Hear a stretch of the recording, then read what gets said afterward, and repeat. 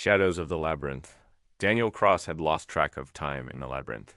The prison was a place where hope came to die, an impossible maze beneath the alien city of Savast Prime. Every surface was cold metal or blinding white tile. Every corridor twisted and reconfigured at random. And the walls themselves seemed to breathe and shift. Daniel, now gray-haired and thin, had been here for years, maybe longer. His cell had no window, only a slot for food, and a light that flickered. At the whim of unseen guards. The only connection to the outside world was the sound of chains. The thump of distant boots and the distant echo of voices through the pipes.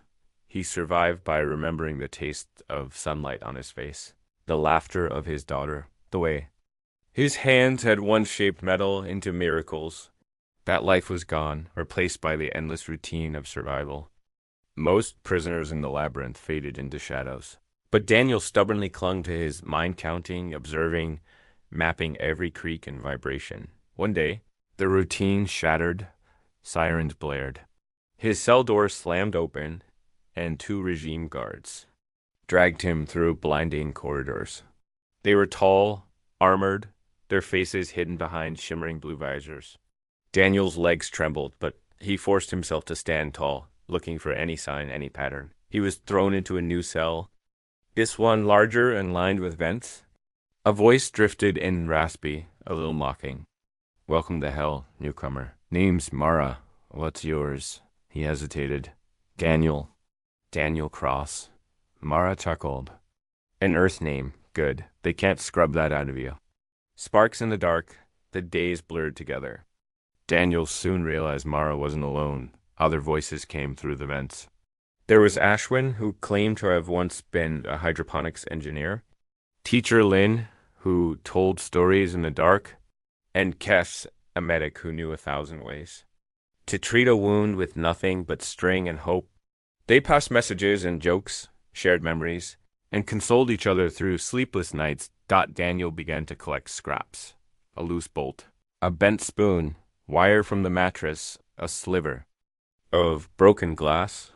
He spent hours feeling for imperfections in the walls, listening to the subtle hums of hidden machinery. The labyrinth was alive, a beast of moving walls and shifting ceilings, but it wasn't perfect. One night, as guards passed, Daniel whispered, "Through the vent, the air cycles drop at 0300. That's when the walls move." Mara answered, "Noticed the same thing. There's a click by the east wall every time." They started mapping the labyrinth with scraps of thread, dust, and memory. The map wasn't much, but it was hoped-out ashes and blueprints as the days passed. Daniel learned that the prison had once been an Earth facility, repurposed by the regime and then endlessly altered. He remembered old blueprints, systems of water and air, hidden maintenance shafts, ways in and out through whispers. He learned the guards were growing anxious. There had been talk of malfunctions and Earthborn sabotage. Daniel grinned. In the dark, he began to sabotage the climate controls, overloading a circuit here, jamming a lock there. Nothing big, just enough to make the regime nervous. One day, Mara risked it all, quietly slipping Daniel a scrap of metal and a bit of old circuit board passed through the food slot. "Make something of this," she whispered. We're all waiting. Daniel worked through the night, building a crude transmitter just strong enough to reach the vents. Maybe more the first test the next day. Alarms sounded through the labyrinth. Guards swept through, searching for contraband. Daniel hid the transmitter in the wall, heart hammering. Through the vent, Mara whispered, "Steady, friend. You've survived worse." After the search, Daniel risked a transmission, a simple pulse on an old Earth frequency. To his amazement, he got a reply, a series of clicks and code from somewhere deeper in the maze. Humans, still resisting, still alive. He tapped out a message. Map, power, muster. The code came back. Ready. When? That night, Mara, Ashwin, Lin, and Kes spread the word. The spark had become a flame. The Gambit gross Daniel's plan took shape. First, he would use the old transmitter and the prisoner network to coordinate. A mass malfunction, simultaneous failures in water, power, and air systems. Then, in the chaos, Prisoners would move, some to distract, others to infiltrate the reactor core, and others to sabotage the guard systems. Daniel knew the labyrinths. Heart was the ancient reactor, barely holding together, patched for decades by alien tech and human desperation. If he could trigger a power surge at the right moment, the auto locks on the cells would fail. If he went too far, everyone would die. He shared the plan in code, chaos, then open doors. All move together. Trust no regime tech. Mara replied, "You sure about this, Daniel?" Daniel's voice was steadier than he felt. "No, but I'm sure it's our only chance." Night of Fire, the uprising began with a blackout. Lights died, alarms blared, water sprayed from broken pipes. Daniel, guided by his map of vibrations and his memory, crawled through a vent to the old maintenance wing. Ashwin and Lynn cut power to the cameras. Kess organized prisoners to fake illness. Luring guards into ambush. Daniel reached the core, his hand shaking as he opened the panel. He spliced wires, bypassed alien circuits, and waited. The moment Mara gave the code 3 quick Noxy, sent the surge, sparks flew. Doors slid open, up and down the labyrinth. Prisoners poured out dozens, then hundreds, united in chaos. Mara herself, old but fierce, led a charge with nothing but a pipe and raw nerve. Guards fought back, unleashing drones and stun beams, but the prisoners had numbers and ingenuity.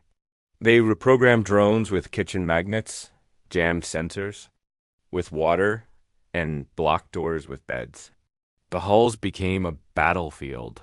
Daniel led a small group toward the exit tunnels, his transmitter broadcasting the signal he'd built. "To all prisoners, run now. Remember who you are." The heart of the labyrinth, the deeper they went, the more dangerous it became. The regime, panicking, sealed bulkheads and flooded sections with gas. Lynn was nearly lost, rescued by Kess at the last moment.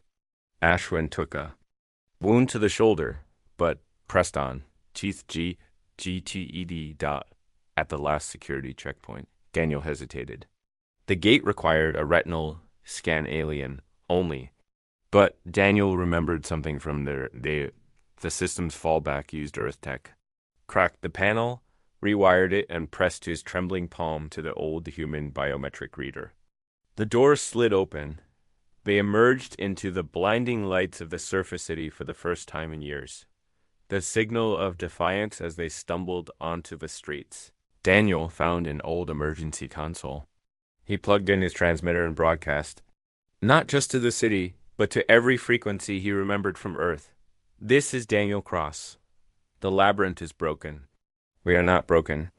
To all humans, wherever you are, remember what you can build, even in the dark."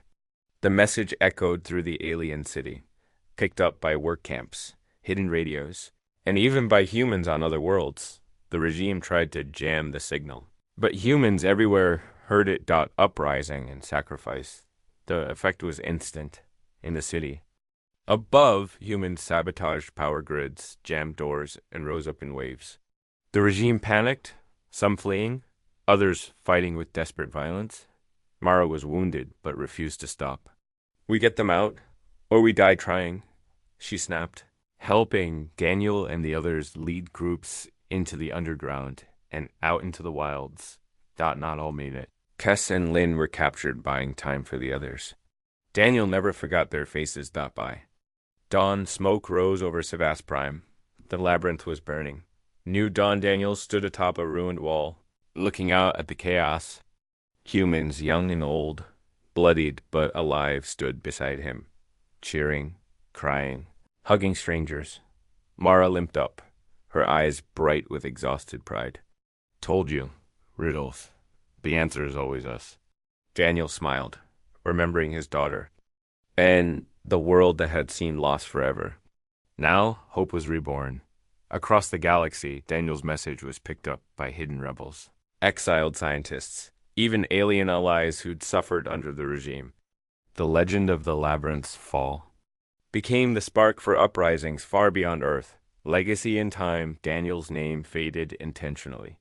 The real legend became the network, the code, the maps, the hope that could not be extinguished. Mara, Ashwin, Lynn, And Kess and Memory became names whispered in the dark, symbols of what one small group could do against the impossible.